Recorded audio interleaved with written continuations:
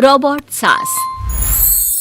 शहर में रिश्तों की कमी और अपनों के प्यार की कमी लगभग हर घर में है। किसी को अकेलापन अच्छा लगता है तो किसी को ये काटने दौड़ता है। देखो राधा, तुम भले ही गांव की हो, लेकिन यहाँ शहर में सभी को साथ लाकर रखना पॉसिबल नहीं है।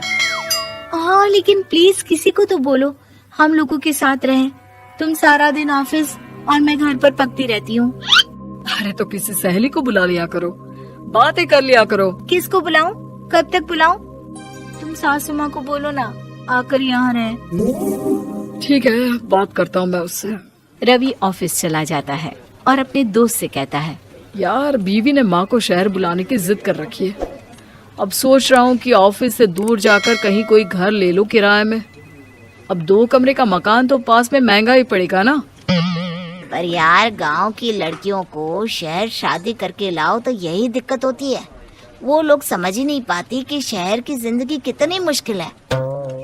सबकी अपनी अपनी परेशानी है। अब मेरे वाले को देख लो, वहाँ के ऑपरेशन के लिए 2 हफ्तों के लिए लेकर आया था।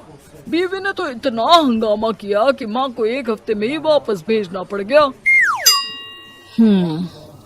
सोच रहा हूँ कि माँ को फोन करूँ और कहूँ कि आ जाओ।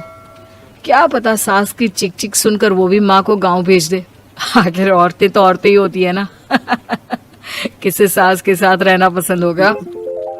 बात आई गई हो जाती है। राधा रवि के पीछे एक बार फिर पड़ जाती है। वो 210 वाली है ना? हाँ, क्यों, क्या हो गया उसे? उसकी सास कल आने वाली है। बड़ी खुश थी कि वो अब दिन भर बच्चे को सास के पास रखकर घुमा फिरा करेगी। लेकिन हमारी तो किस्मत ही फूटी है। हमारी सास कब आएगी कि ये सुख हम भी ले सके। देखो, मैं माँ से बात कर लेता हूँ, लेकिन माँ हमेशा के लिए कैसे आएगी? कोई और तरकीब सोचो ना। एक काम करो ना, मुझे गांव छोड़ दो, मैं चली जाती हूँ। कम से कम सास का सुख तो देख लूंगी। लेकिन ऐसा कहाँ हुआ कि कोई सास बहू एक साथ सुख से रहे। रवि तो जानता था सब, लेकिन करता क्या। पर कहते हैं ना, पति का दिमाग है, चलेगा तो सही। एक आइडिया आया है। क्यों ना मैं माँ की शक्ल सूरत का एक रोबोट लाकर दे दूं, जो राधा के साथ बिल्कुल सास वाला व्यवहार करे। मजा ही आ जाएगा। न माँ को लाने की झंझट, न सास बहू की किचकिच। रात को स्विच ऑफ करके अलमारी में पैक। बस फिर क्या था। अगले दिन जैसे ही घर की घंटी बजती है और राधा दरवाजा खोलती है, साथ में खड़ा होता है रवि और साथ में होती है रवि की माँ यानी कि राधा की सास। माँ जी, मुझे तो मेरी आंख पर विश्वास नहीं हो रहा। कितना अच्छा सरप्राइज है। आइए माँ, आइए। मुझे भी अच्छा लग रहा है। मैं भी खुश हूँ, मैं भी खुश हूँ, मैं भी खुश हूँ। दरअसल रोबोट सास की बैटरी ढीली होने के कारण वो एक वाक्य को रिपीट करने लगती है। माँ जी इतनी खुश है कि बार बार दोहराए जा रही हैं कि खुश है, खुश है। मैं अभी पानी लाती हूँ। राधा पानी लाने जाती है कि पीछे से रवि सास की बैटरी टाइट कर देता है और ऑर्डर का प्रोग्रामिंग ऑन कर देता है। पानी लाओ, चाय लाओ, खाना लाओ, मेरे बाल झाड़ो, मेरे कपड़े धो, मेरी चप्पल कहाँ है, लेकर आओ। अरे ठीक है माँ जी, सब ला रही हूँ। मैं जानती हूँ रवि आपको प्रोग्रामिंग करके लाए ना कि आप मुझे तंग कर दे और मैं आपको जाने को बोल दूँ। नहीं माँ जी, इस बार मैंने भी कमर कस रखी है। अरे प्रोग्रामिंग कैसी लैंग्वेज यूज कर रही हो? माँ का रोबोट थोड़ी ना है जो मैं प्रोग्रामिंग करूँगा। अरे मजाक कर रही हूँ। माँ तो माँ होती है, मैं जानती हूँ। राधा सास के साथ खुश रहती है। वो उनके साथ बातें करती, घूमने जाती और आसपास के लोगों से मिलवाती।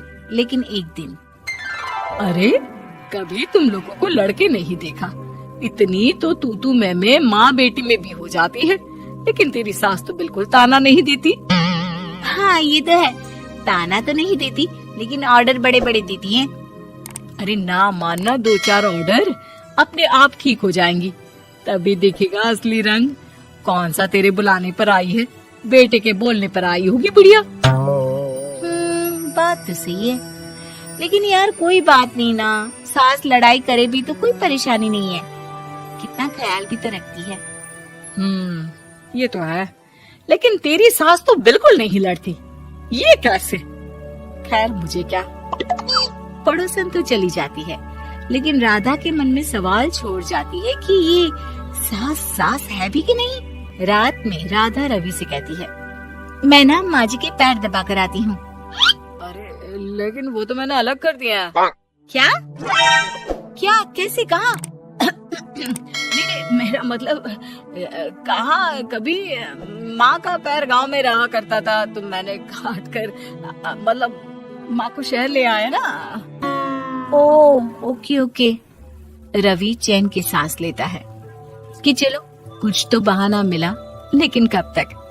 रवि रोज माँ के पैर दबाने के बहाने रॉबर्ट को कमरे में ले आता और डिसमेंटल करके रख देता।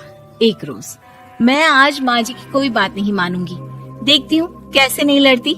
अरे ऐसी भी सास किस काम की जो खटर पटर ना करे। सास का डिमांड मोड ऑन होता है।